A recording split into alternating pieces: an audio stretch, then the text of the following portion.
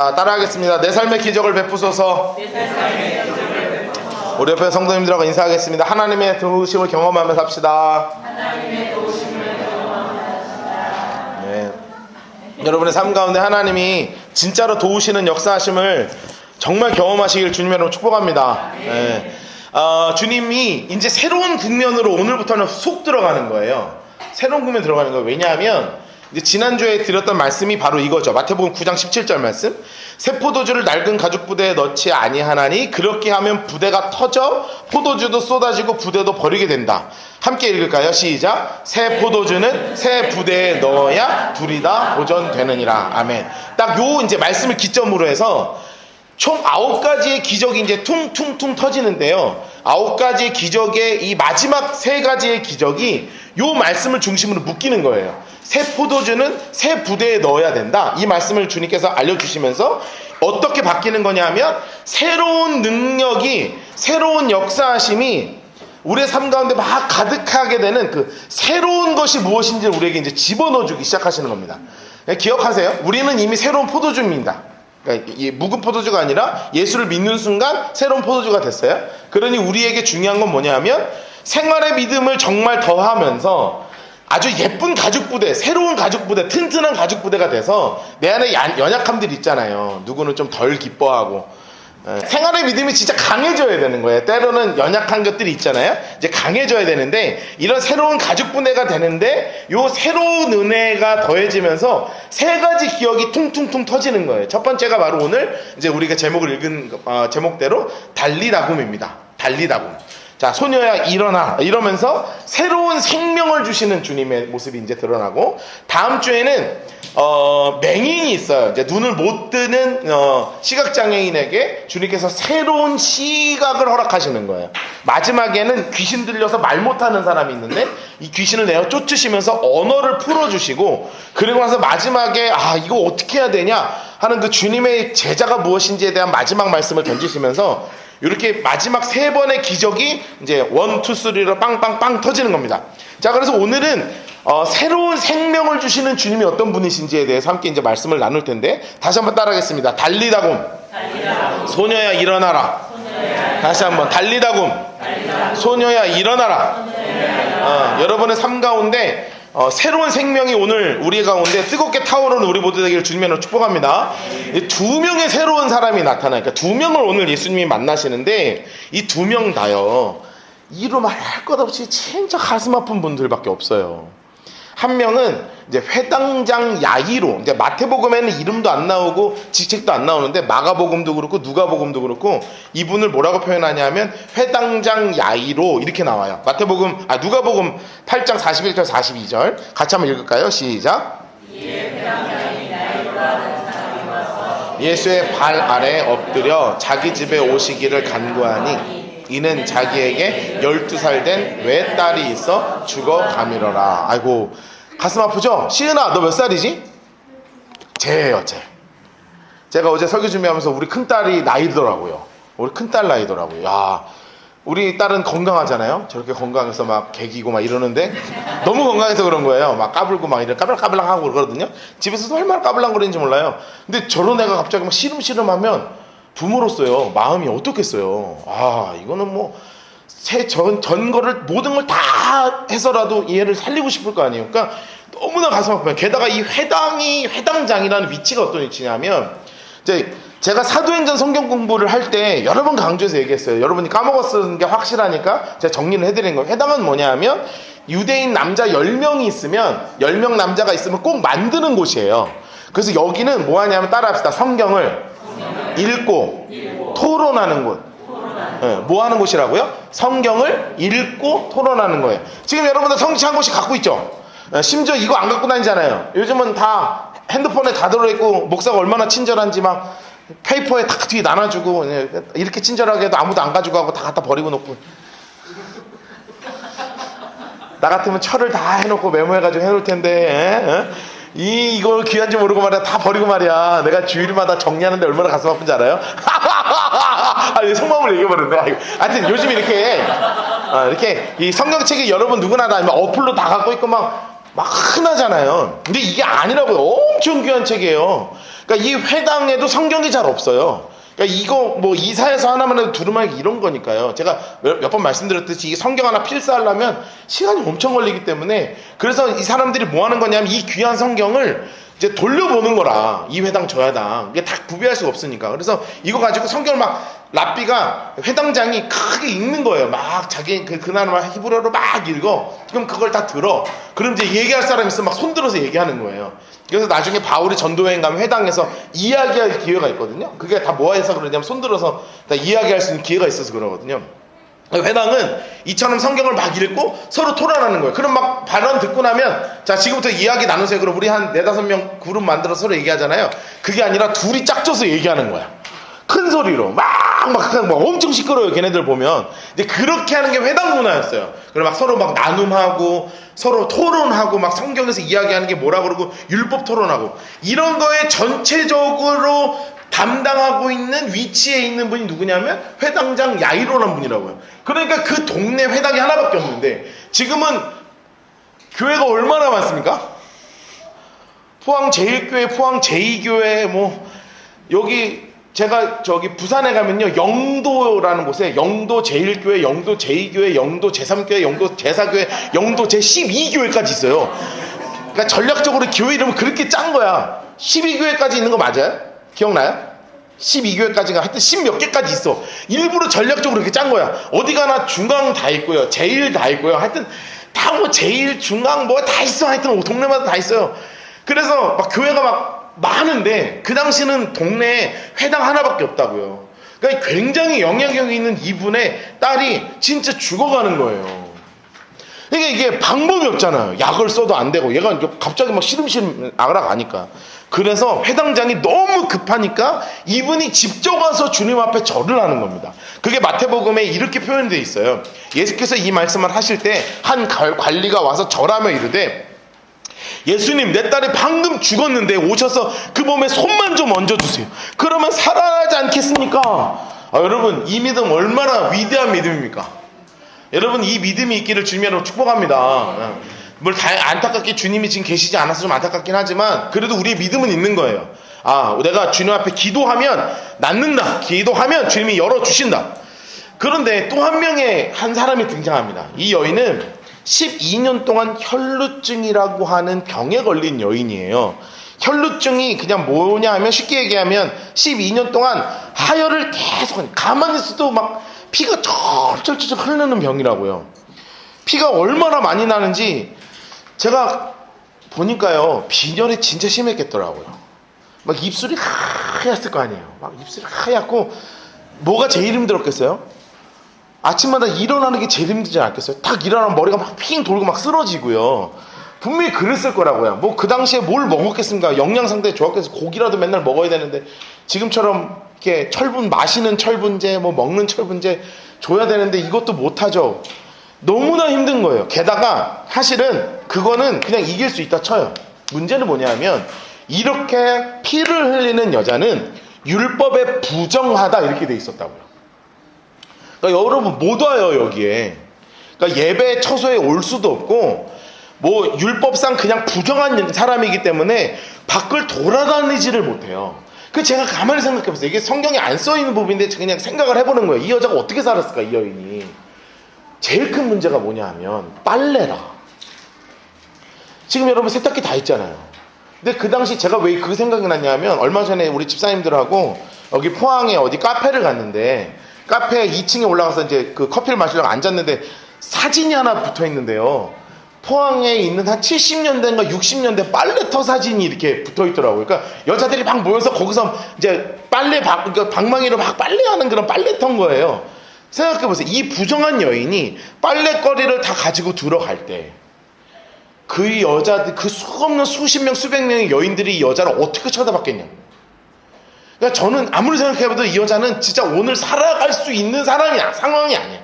그냥 죽지 못해서 살아가는 하루하루가 그렇게 지나가는 거예요. 눈물이 아니면 빨래떡 가기 전에도 가기 싫어서 죽겠는데 안 갈 수 없고, 뭐 먹어야 되니까 물을 뜨러 가야 되는데 물 뜨러 가면 여자들이 다 나를 비난하고 남자들은 뭐 거들떠도 안 보고 너무너무 고통스러운 하루하루를 살아가야 되는 거예요. 그런데 이런 눈물 없이 살 수 없는 여인의 삶 속에서 정말로 이 여인에게 기쁨의 소식, 복음의 소식이 하나가 있는 거예요. 뭐냐면 예수님이 이곳에 오셨다는 거예요.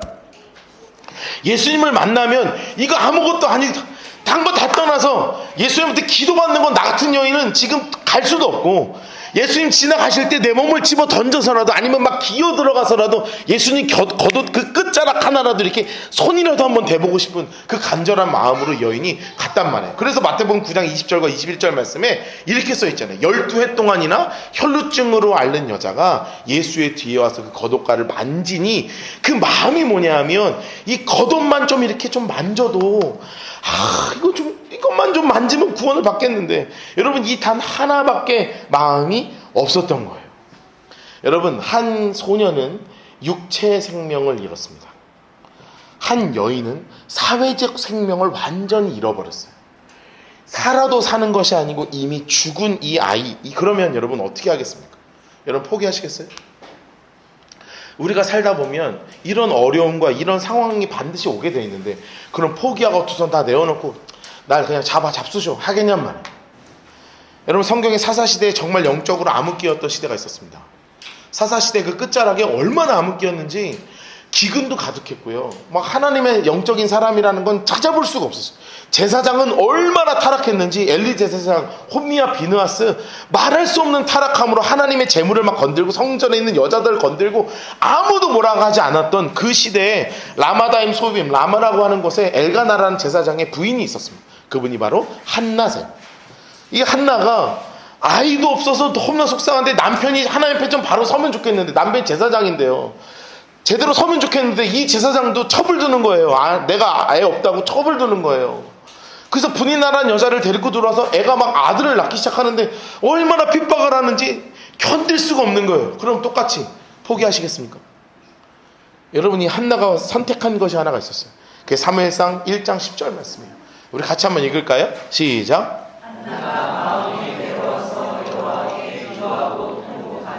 아멘, 아멘. 여러분 포기하시겠냐면, 여러분 그리스도인에게는 하나님이 계시잖아요. 우리 그리스도에게는 살아계신 주님이 계시잖아요. 그러면 내려놓는 것이 아니라 어렵고 힘든 그 순간에 주님 앞에 한 걸음 더 나아가는 것이 우리 그리스도인의 진짜 모습이 되어야 될 줄로 믿습니다.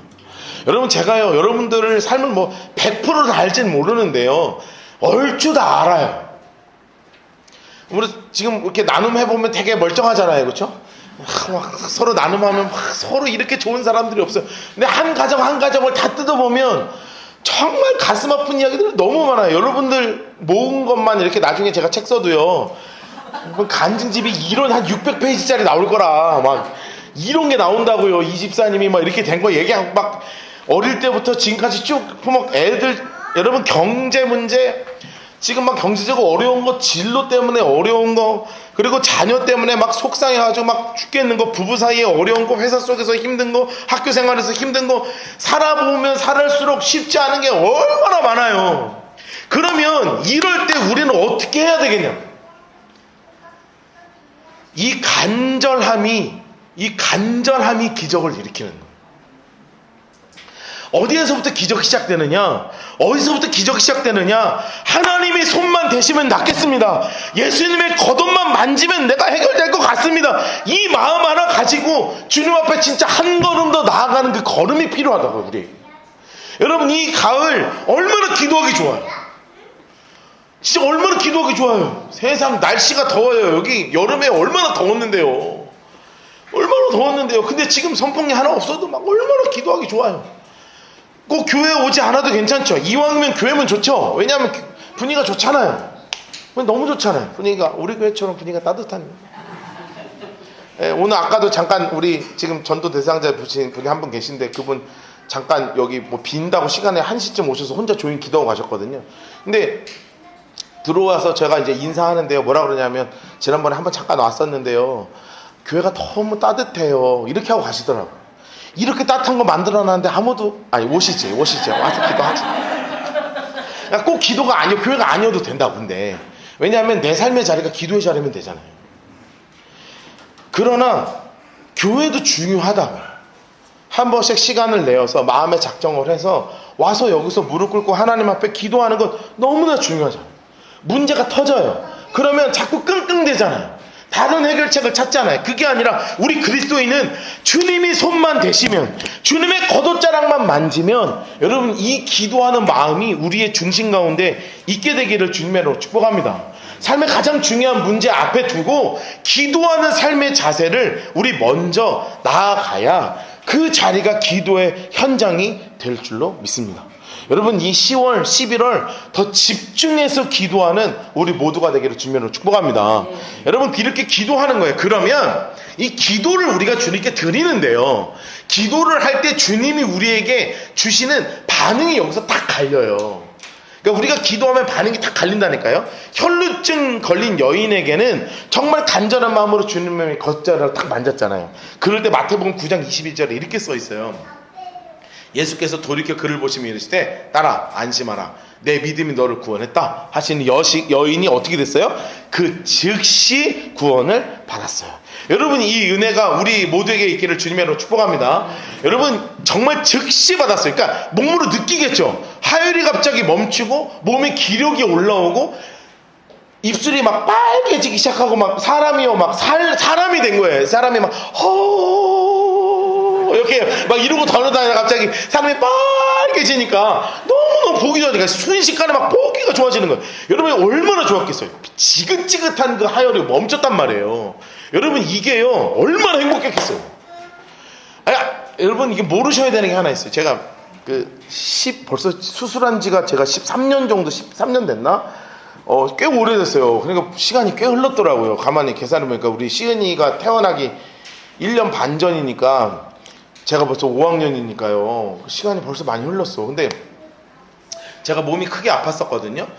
어떻게 아팠는지 제가 다음에 또 한번 간증할 테니까 아팠어요? 하고 이제 넘어가시면 돼요. 크게 아팠어요. 살아있는 게 기적이거든요. 근데 매년 추적 검사를 해야 돼요. 1년에 한 번씩 추적 검사를 해야 돼요. 여러분 모르시기를 주님의 이름으로 진심으로 축복합니다. 일평생 모르시기를 진심으로 축복합니다. 이거 추적 검사 진짜 힘듭니다. 뭐가 힘드냐면 마음이 힘들어요. 마음이 너무 힘들어. 언제가 제일 힘든 줄 아십니까? 검사하는 건 안 힘들어. 검사 결과를 받기 거기 병원에 내 이름이 딱 3번째 올라갔을 때 제일 힘들어. 여러분 나는 그때가 제일 힘들어. 나는 매년 울었어요. 10년 동안 나는 진짜 굳게 마음 먹습니다. 내가 남자가 이 검사 결과 이게 당연히 좋을 건데 왜 울어? 작년에 울었지만 올해 안 울어. 내가 이렇게 마음을 먹고 기차 타고 올라가요. 그런데 그 병원에 우리 선생님 딱 그 이름이 딱 3번째 나오면 내가 그 앞에 딱 쓰거든요. 딱 앉아있어요. 그럼 이게 하나가 뜨는 순간 막 눈물이 막 둥 떨어져. 그럼 선생님 만나면 눈이 시뻘개져서 만나는 거예요. 얼마나 힘든데요 그 마음이. 왜냐 어차피 괜찮아요. 건강하네요. 이 얘기가 들릴 거지만 그 듣기 직전까지의 그 마음은요 병자가 아니면 몰라요. 그러니까 제가 진짜 축복하는 거예요. 여러분 진심으로 모르기를 주님으로 축복합니다. 네, 건강하셔야 돼요. 그런데 저는요 이 여인의 마음을 알아요. 그래서 12년 동안 매일매일 피 흘리고 살았던 이 여자가 순식간에 피가 멈추는 그 순간 이 안에서 얼마나 큰 기쁨이 막 올라오고 있어요. 사회적으로도 몸으로도 새 생명을 얻었죠. 사회적으로 새 생명을 얻잖아요. 이제요 나 부정하지 않거든요. 물론 그동안 나에게 오해받아서 내가 이 사회에서 살아갈 수 없었지만 이제는 살아갈 수 있게 된 거예요. 반갑게 누군가 손을 잡을 수가 있어요. 여러분 얼마나 따뜻한 온기를 못 느꼈겠어요 12년 동안. 근데 누가 나의 손을 잡아주는 거예요. 빨래터 가잖아요. 웃을 수 있는 거예요. 놀라운 건 이제 결혼도 할 수 있어요.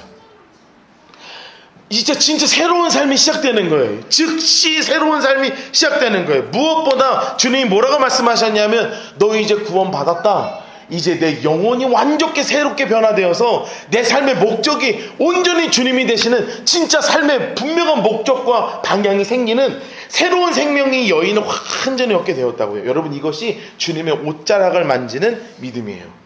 여러분 이 믿음이 이 역사하심이 여러분 가운데 있게 되기를 주님으로 축복합니다. 진짜 어려운 순간 막힌 순간 하나님께 기도했더니 즉시 뚫어주시는 하나님의 은혜를 만나게 되기를 주님으로 축복합니다. 그런데 항상 만나는 게 아니더라고요. 왜냐하면 이 사건을 쭉 흘러다 보면 제일 마음이 애간장이 나는 사람이 있어요. 그게 누구냐면 회당장 야이로예요. 내 생각엔 어떻겠습니까? 예수님 무릎을 꿇었어. 내가 이 동네 종교 짱이에요. 내가 이 동네에서 내가 이 유대교 최고 지도자라니까요. 그런데 이런 사람이 자존심, 내 딸 때문에 자존심 다 내어놓고 예수라는 사람한테 무릎을 꿇었어요. 그러면 예수님이 어떻게 해야 돼요? 이 양반이 아이고 이 귀한 양반이 뭐 무릎까지 꿇으시냐, 빨리 가자고 하고 막 뛰어가야 될 것 같잖아요. 그런데 지금 뭐 하고 있어요? 여자가 겉옷 만지면 누가 만졌냐, 능력이 오늘 안 나오지만 능력이 빠져나갔네, 일로 와라 넌 왜 그랬냐. 승질 나요 안 나요?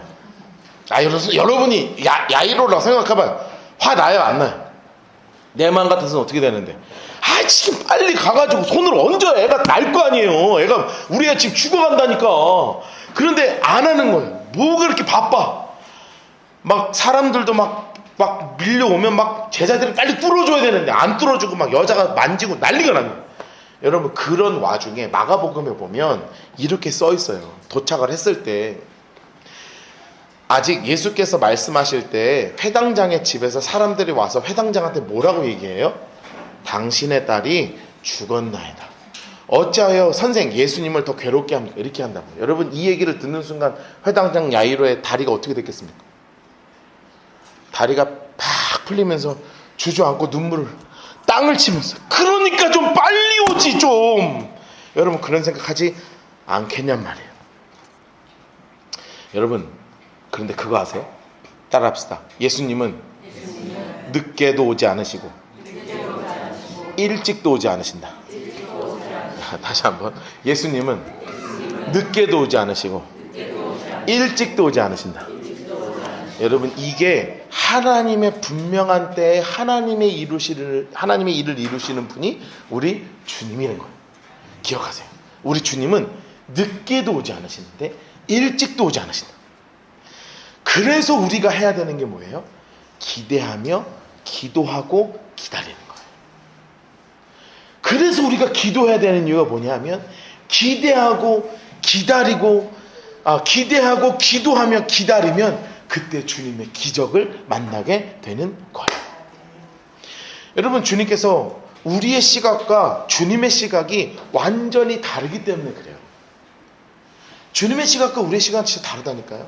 우리는 이 12살 소녀가 이미 죽었다고 확신하잖아요.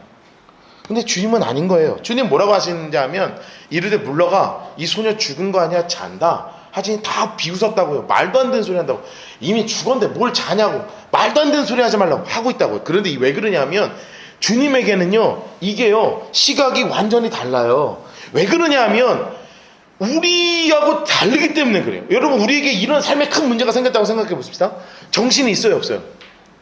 정신 하나도 없죠. 막 큰일 났잖아요. 막 정신 하나도 없어요. 정신이 진짜 하나도 없거든요. 막 어떻게 해야 될지를 모르는 거예요. 어떻게 해야 될지를 몰라요. 큰 문제가 생기면 당황해서 어떻게 해야 될지를 몰라요. 그런데 놀라운 건 뭐냐면 우리 주님의 시각은 우리랑 다르거든요. 요한계시록 1장 8절 말씀 보면 주님의 위치가 나와요. 주님의 위치가. 주께 하나님이 뭐라고 말씀하시냐면 나는 알파와 오메가라, 이제부터 있고 전에도 있고 장차 올 자요 전능한 자라, 이렇게 분명하게 말씀하셔요. 이 말이 뭐냐면 주님이 시작이시요 끝이에요. 여러분 우리가 여기서 길가에서 딱 나가면 보이는 게 어디밖에 안 보입니까? 딱 여기서 교회 앞을 딱 나가요. 앞에 한복집, 여기 옆에 노아의 창. 어머 노아의 창이네. 이러면서 역시 참 희한해 이러면서, 그리고 백화점, 우리 교회 맨날 다니지만 나는 백화점 한 번도 안 가네 이런 생각하면서 왜 난 안 가지? 이렇게 이제 돈이 없구나 이러면서 이제 결론을 내리고 이제 집으로 가잖아요. 그러니까 이게 우리의 시각은 이렇게 보여요. 근데 제가 참 좋아하는 게 뭐냐면 등산 진짜 좋아하거든요. 그렇게 안 생겼지만 좋아합니다. 예, 너는 왜 좋아하는데 이러냐? 그건 그럴 수밖에 없어요. 예, 산짐승들은 다 큰 거예요 등치가. 그러니까 산에 이렇게 올라가면, 등산 해보신 분들은 알아요. 한번 느껴보시기를 축복하고요. 예, 올라가면요 다 보여요. 그렇죠? 정상에 올라가면 여기서부터 저희가 다 보인다고요. 예, 그게 위치의 차이예요.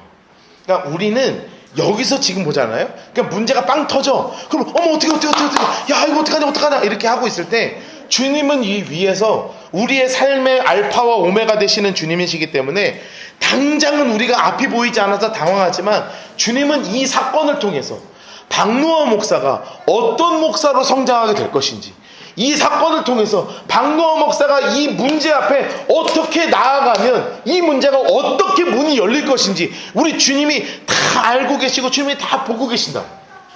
여러분, 그러니 주님께서 이 사건 하나하나를 통해서 우리에게 알려주고 싶으신 것이 있고, 이 문제를 통해서 열어주고 싶으신 문이 있고, 이 문제를 통해서 우리의 믿음이 한 걸음도 진보할 수 있는 믿음의 진보를 허락하시는 귀한 믿음의 한 걸음이 이 문제를 통해서 이루어질 것을 알고 계시기 때문에 그렇다.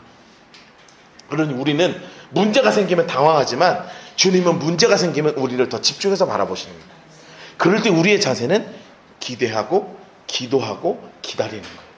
그럼 하나님의 때에 하나님의 역사하심이 기적처럼 우리 가운데 일어나 하시는 놀라운 은혜가 우리에게 베풀어 주는 줄로 믿습니다. 그것이 주님의 역사예요. 이 믿음을 갖는 거예요. 히브리서 11장 6절, 믿음이 없이는 하나님을 기쁘시게 할 수 없어요. 하나님께 나아가는 자는 반드시 그가 계신 것을 믿고 그 다음에 약속하시는 게 이겁니다. 같이 할 때 읽겠습니다. 시작. 또한 그가 자기를 찾는 자들에게 상 주시는 이심을 믿어야 할지니라. 아멘. 여러분, 우리가 하나님 앞에 이 가을에 기도하며 나아갈 때 우리의 영혼의 새로운 생명을 부어주셔서 기대하며 기도할 때 하나님께서 역사하시는 놀라운 기적의 역사하심을 만나게 될 줄로 믿습니다. 상 주시는 분이라고. 그 상이 어떻게 나오느냐, 주님께서 마가복음에 보면 오늘 우리에는 그냥 일어나 일으키셨다 이렇게 나오지만 마가복음 5장 41절 말씀은 이렇게 나와 있어요. 같이 한번 읽겠습니다. 시작. 그 아이의 손을 잡고 이르시되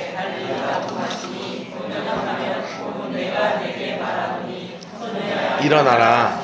아멘, 아멘. 여러분이 달리다 보면 뭔가 대단한 말 같잖아요. 근데 이게 언제 쓰는 얘기인 줄 아세요?